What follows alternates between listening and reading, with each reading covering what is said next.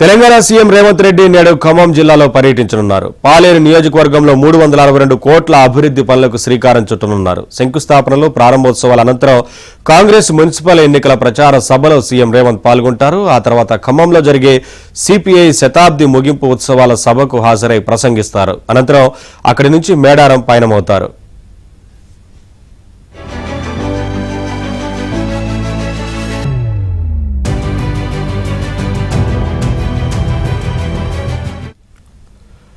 ఉదయం హైదరాబాద్ నుంచి హెలికాప్టర్లో బయలుదేరనున్న సీఎం రేవంత్ మద్దులపల్లి వద్ద హెలీప్యాడ్కు చేరుకుంటారు. అక్కడ 108 కోట్లతో జేఎన్టీయూ ఇంజనీరింగ్ కాలేజీ నూతన భవనాలకు శంకుస్థాపన చేస్తారు. అనంతరం అక్కడే 45 కోట్లతో నిర్మించిన మద్దులపల్లి నర్సింగ్ కళాశాల భవనాలను ప్రారంభిస్తారు.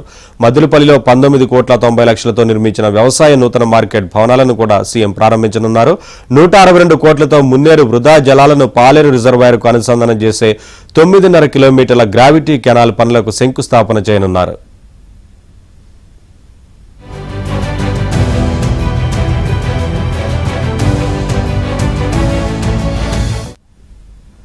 అనంతరం మద్దులపల్లిలో కాంగ్రెస్ మున్సిపల్ ఎన్నికల ప్రచార సభలో సీఎం పాల్గొని ప్రచారానికి శ్రీకారం చుట్టబోతున్నారు. ఈ సభ తర్వాత ఖమ్మంలో పొంగులేటి నివాసంలో సీఎం భోజనం చేస్తారు. అనంతరం మధ్యాహ్నం 3 గంటలకు ఖమ్మం ఏఎస్ఆర్ఎన్ బీజీఎన్ఆర్ కళాశాల మైదానంలో జరిగే సిపిఐ శతాబ్ది ఉత్సవాల ముగింపు సభకు హాజరై ప్రసంగిస్తారు. తర్వాత హెలికాప్టర్లో మేడారం బయలుదేరి వెళ్తారు. సీఎం పర్యటనకు సంబంధించి ఇప్పటికే అన్ని ఏర్పాట్లు పూర్తయ్యాయి.